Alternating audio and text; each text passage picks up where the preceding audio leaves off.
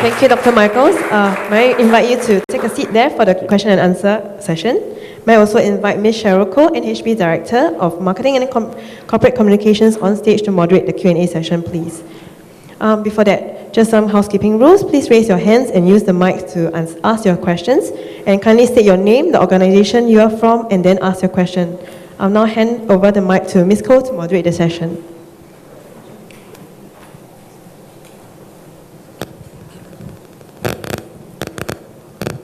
Okay, thank you for that. That was wonderful. We got a lot of that. I'll kick off the session first. I think a lot of colleagues here, I'm sure you have lots of burning questions. I saw many people taking notes. I'll kick off first. We always have this difficult conversation between the curator, but I'm not going to talk about the curator because I have curators in the audience. I'm going to talk about the marketeer. So how's the relationship with marketing? Because I hear a lot of it is content is king, you're talking about that. And you run the content department. So how's that relationship there? Should we just fire all the marketing people and just let content do it? No. Marketing is an incredibly important and valuable discipline. So many of the things that happen in digital start in marketing, whether marketing want them to or not. I don't think there's an organisation in the whole world of any kind where social media didn't start in the marketing department. Now, as marketing evolves, it's part of its responsibility should stay in the marketing department. But what the journey of social media tends to be is that you start in marketing, and actually over time you're doing three things in your social group. You're doing marketing. Of course, you need to talk to the biggest audience possible about what you're doing. That is utterly a marketing task. Second is you become a content channel. I consume most of the media content I consume on a day-to-day basis comes through my social feeds. It's a great way to find things that are relevant to you, and actually not to find them, to just have them presented to you. And then third is it becomes a customer services business. Now, the customer services business is almost the most interesting one of those, because nobody ever starts their marketing careers thinking they're going to end up doing customer services. Whoever the person running your social channels is almost certainly acting as a customer services agent right now. And so the integration of those behaviours, first, of course, you have to think how to integrate content departments, and whether that's specific digital content creators, whether it's curators, whether it's education teams, into the process of what you bring to the social channels. The third is actually then how do you integrate your customer services operatives into that process? Because they likely are doing phone-based customer services or walk-up-based customer services. Actually, as you build your audience in that space, they will start to complain loudest on Facebook. And what happens is when things go really wrong, and they do sometimes, the loudness of that complaint becomes viral. Banks have seen this. Computer companies have seen this, where loud complaints have been made about the quality of customer services on Facebook. That then spreads to people who would never care about the quality of customer services. So helping your customer services guys to be equal partners in that, I think, is utterly important. But it has to start with marketing. Phew, I still got a job. Yes. But I think it's absolutely right, because the life cycle is very similar here. I think many of us have been, managing our Facebook accounts, our social media assets, all starting from the marketing. Mm-hmm. But we're also starting to see that, hey, we've got to produce content, and who are we going to produce content with? We've got to get our curators, our educators on board and create that content with us. So I shall open the floor. Anyone wants to start off with a question? If not, I'm just going to keep on asking. No? Yeah? Angelita? Hi, Chris. I enjoyed the session immensely, but just a question. I'm just wondering whether are there any opportunities for joint digital opportunities between galleries and museums in London itself? Mm-hmm. Has that been done, and are there plans for things like that? It's starting to be done. I mean, again, a lot of museums have had to get their own house in order first, build systems that work, but we have to recognise that we're part of a tourist and cultural ecosystem which has, people who come to London going to 3 or 4 galleries, people who live in London going to multiple galleries per year. So we have to see ourselves as not being isolated in space. I think that's one of the things that actually National Heritage Board will be easier for you than it may be for us. We're all completely independent from one another. We stand alone as entities. You guys sit within a space that National can help coordinate that. Again, it's recognising that your audience just sees you as connected, whether you want them to or not. Because you talk a lot about the audience as well. You have such a varied audience coming into the museum. So how do you decide, which of the audience you want to concentrate on? The ones that, is it the ones that the tourists first, or, how do you decide? I think it's recognizing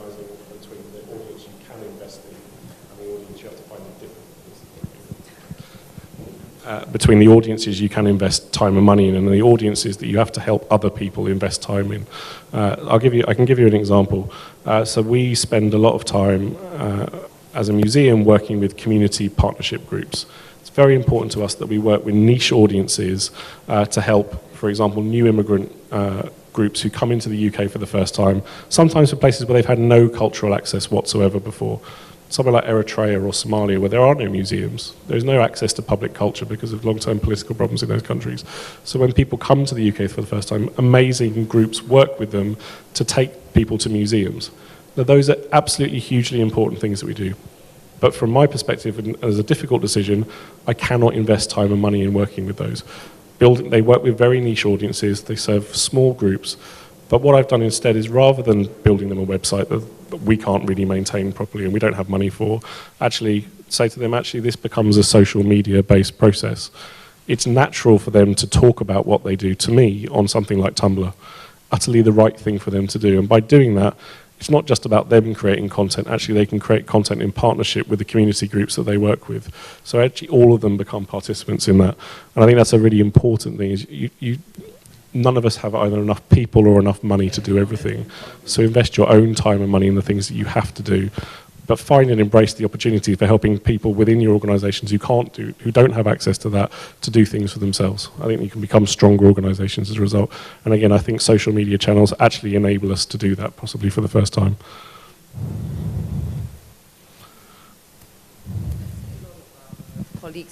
I see a lot of colleagues from the education side. I was just wondering whether you have any projects that you've done with your education team that, the case studies that you can share with us. Yeah. So I think one of the negative things I had to do for this journey is one of my colleagues, Shelley, who has worked historically in our education group, was supposed to be coming here to work with the guys at ACM over the next. Unfortunately, I had to stop her from coming because she's got too much work to do. I have apologised for that, and I'll apologise again. And I've had to apologise to Shelley many times. One of the things Shelley's led over the last 5 years is a relationship that we have with Samsung which creates something called the Samsung Digital Discovery Centre. So the point of that is to explore fully the relationship that digital can have as part of children's education in the museum. So broadly, they have a very funky room in the museum, and then they create content and programs that use digital to help people understand the collection. So the app that you saw, the Parthenon app, was created as part of that process as a big output from that.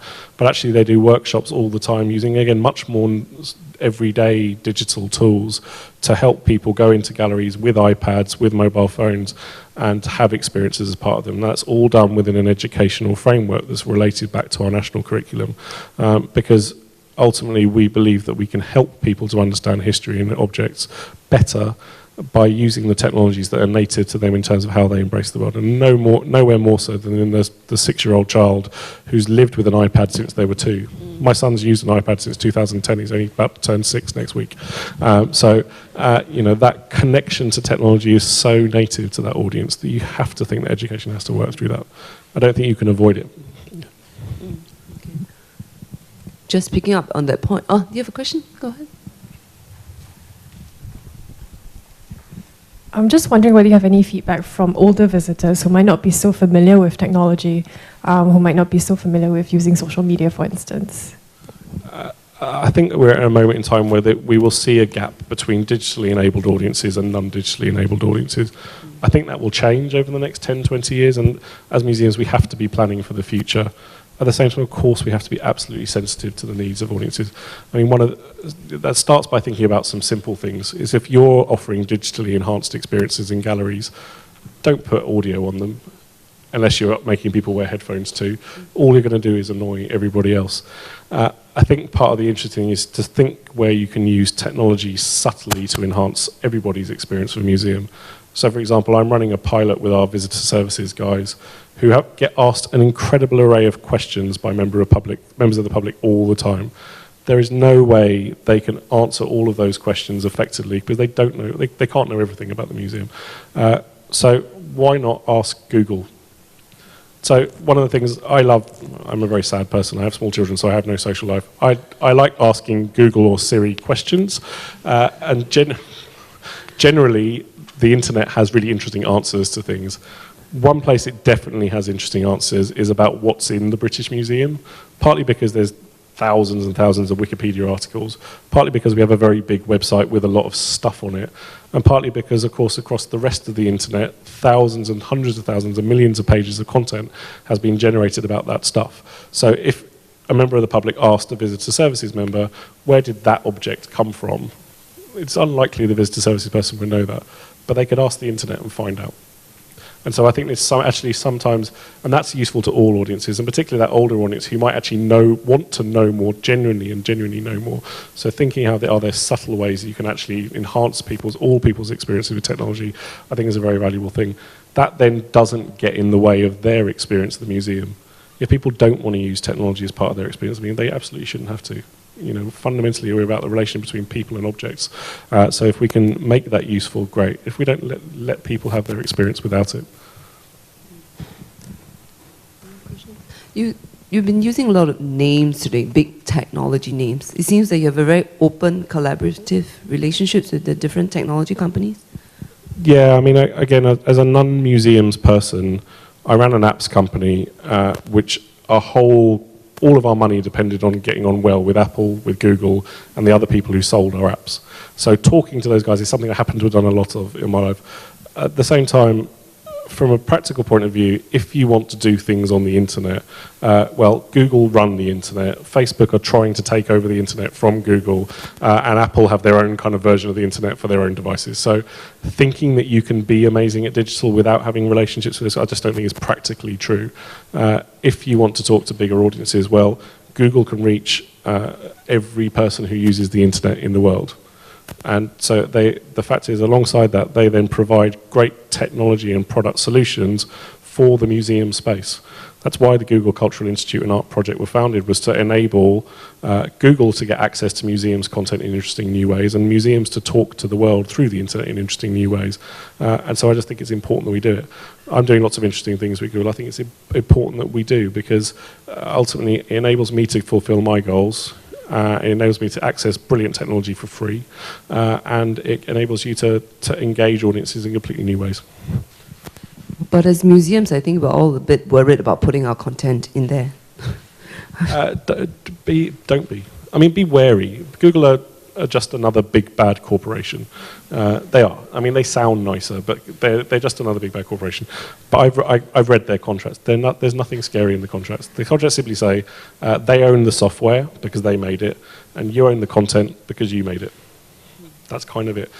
I know there's been a lot of worries in my museum before I joined about kind of some kind of intellectual property copyright violation for Google. It's not really true. Google failed in one thing very significantly in its history. It set up the Google Book Project in about 2005, which was a PR and relationship disaster, where they said, we want to digitize book content and put it on the internet.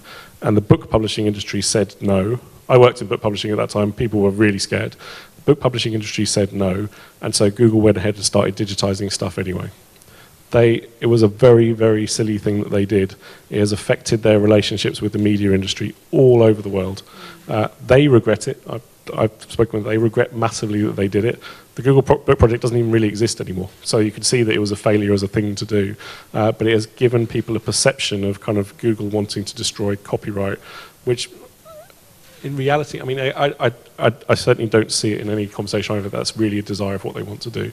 And so I think it's kind of working past that fear and seeing the value that they can potentially add. But also recognizing that if you need to walk away, walk away. You know, don't feel compelled, but see that if it's valuable to you, use it. Okay, listen. Yes.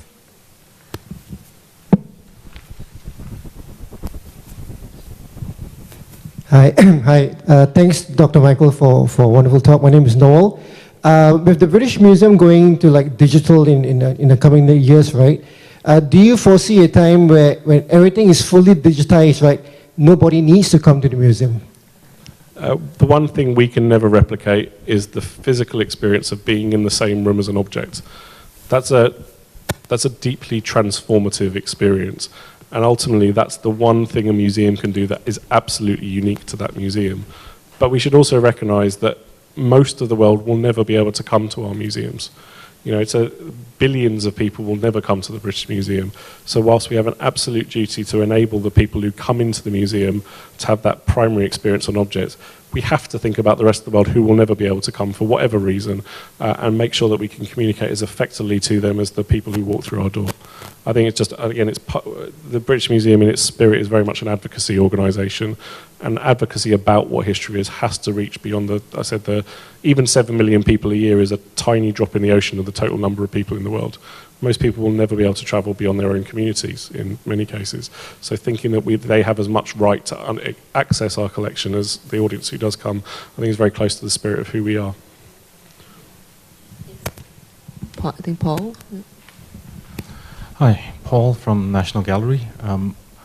With the advent of crowdsourcing and crowdsourced content, I guess my question would be around the whole topic of censorship, and whether then, you know, how does the British Museum deal with, say, inappropriate content?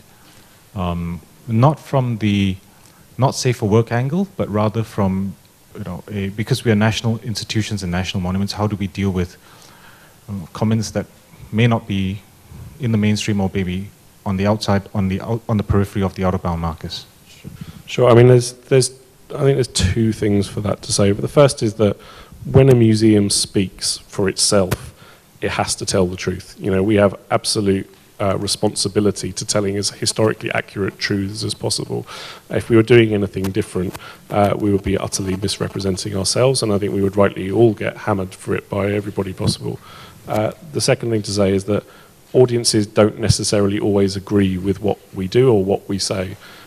One of the things that's very important to the British Museum is to kind of welcome that dialogue with groups who don't necessarily agree with us and actually welcome it into the museum. So some context for that are, for example, we work in sponsorship relationships with BP, so oil company. Many people have moral problems with some of the things that BP do in Africa and other communities.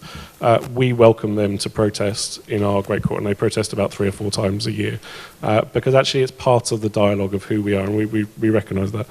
2 is that actually, you know, again, we are a museum that sits on a lot of objects, many of which were brought to the United Kingdom in the 19th century. High point of colonialism, many moral challenges about exactly how those objects came to be there. Most famously, of course, there are, you know, requests for repatriation of the Parthenon, particularly to Greece. But again, we welcome that as part of a public dialogue over what the objects mean, and as actually part of the history of the objects now. So seeing that as part of a public communication, I think is absolutely important. The simple thing on the other side of that is, if, you know, as a result of that, we get lots of Greek people swearing at us on Facebook. Genuinely, if you look at any British Museum post about any subject, 30% of the responses will people are swearing at us from Greece. That's okay. Now, we don't delete them all. A, because there's not enough time in the day, and B, because, you know, in a way we have to, again, you have to understand what your audience is engaging with you about. You could delete them all. I mean, if we employed someone full-time to be a delete button presser, we could just about get through it, but sometimes you just have to embrace this. But again, if someone says something massively inappropriate, of course, the delete button is only one press away, so be ready to press it. But you have to, if you're going to go into the social space particularly, you have to expect that many people will say inappropriate things as a result. The internet is a noisy space, you know, mostly taken up by people swearing at each other and sending cat pictures around. So, and we get cat pictures as well. So, it's just what it is. So, good question. That's different. Hi, I'm Yvonne from the Singapore City Gallery. So you mentioned about tightening and creating connections with your audience and visitors before, during their visit. How about after their visit? Do you maintain the connection, or is there any way to entice them to come back and so on? I mean, I think before we worry about any other task as marketeers in this space, our first task has to be to get people either to sign up for our social media profiles or to add their names to our email databases. We will not have a long-term relationship. We can have pure data-based relationships with people where we can see the path of their journey. But if they're anonymous individuals to us, there's not much we can do about that. When people are on your databases, you can market and talk to them. And that I think before you think about any other conversion goals, thinking how to get people to add their names to your databases, and then thinking about interesting things you can say in those content channels so that you're talking to people, just has to be the first task you want. Because whether you want them to buy things from your shop later down the line, whether you want them to come back, whatever the thing you want them to do, you can't ask them that question unless you have a connection to them. And the worst thing is, if someone comes to your museum for 2 hours, they might think about coming, they're coming back to Singapore, whatever that circumstance is. If they don't, because you haven't prompted them to do so or told them about an interesting new thing, it's just a great missed opportunity. I think we'll be wrapping up. So a burning question from me. What do you say to a colleague who wants to set up a new social media channel? I will tell you a story. This is a challenge that I think many museums face, and we have a particularly silly example of it.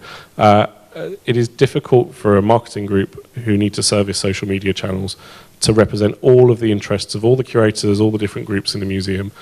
Because you're a small team trying to work on something, that can create frustration elsewhere, that someone thinks they have something really important to say and they don't have a way to say it. We had a circumstance last year where there was a curator in one of our departments who thought they really had something important to say. The marketing team hadn't quite processed their request. And so they decided their solution to this was they were going to create their own Twitter profile. Now, it wasn't for them as a curator. They decided to do it on behalf of one of our objects. Now, we have many mummies in our collections. One of our mummies is a set of mummified crocodiles. So they created a Twitter account on behalf of the mummified crocodile. Now, this was interesting for about 10 minutes because they thought of 4 brilliant tweets they were going to put out on behalf of the crocodile, and they put them out in about the space of about 10 minutes in one afternoon. Now, in that 10 minutes, the marketing guys got incredibly angry, were phoning people all around the museum trying to find out who this person was so they could go and shout at them. It caused, external media got interested in who the hell is the crocodile. The trouble was, after those 4 tweets, they had absolutely nothing to say on behalf of the crocodile again. So the next morning, the crocodile started retweeting pictures of cats. And that was kind of it. So all of that, months of frustration, of wishing that they were allowed and able to do something, 10 minutes worth of outcome that did nobody any favors at all. So I think ultimately, marketing and whoever has responsibility for social, both sides have to engage in a constructive dialogue about what you can do together so that you don't end up neither side end up doing really stupid things as the outcome of that. Thank you very much. And then, yes, one last question. Hi, I'm Wanvi from the Outreach Division. I just wanted to know, it's kind of following what you just said. If I could ask you, what do you think social media can do that other divisions in the museum cannot? They can talk to people at the point where people are getting the content that really matters most to them. Social media is all constructed so it shows you what is most important to you. So traditionally, you do advertising, you put a poster on a wall, and whoever walks past that poster has to look at it. And 99.9% of the people who see it, it doesn't matter to them. The stuff that people see on their social media profiles matters to them. And that's a unique capability to put content out and for it to only find the audience to whom it matters most, and for then that audience to become advocates on behalf of that content so they then share it on to other people to whom it matters. So that's a unique opportunity to grow your reach to really qualified audience via your audience. And no other media in the world can you do that through. I mean, the interesting thing for me is that big media companies are trying to rebuild their businesses to become like social media. Now, they'll fail at doing that because social media is much better at being social media than a TV company is. So the social media, that is a way for people to find what really matters to them. And that's just incredibly important and unique. I mean, again, unique in the history of media. Thank you. Any last burning questions? If not, we'll wrap up the session. I think we have some tea, after this. Yeah. Thank you very, very much. Really appreciate it. Thank you.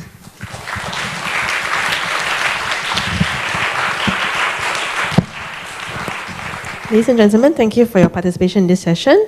And also thank you, Ms. Cheryl Koh, for hosting this Q&A session. I would like to now invite Ms. Tangam, Director of NHB Academy, to present a token of appreciation to Dr. Chris Michaels. Thank you.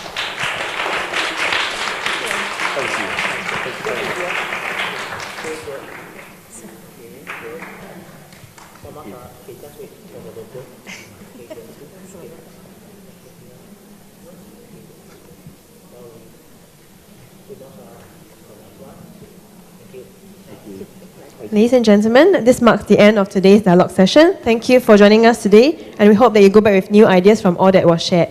And we'd like to invite you to join Dr. Chris Michaels at a tea reception outside the auditorium. Thank you for coming today. Have a good evening.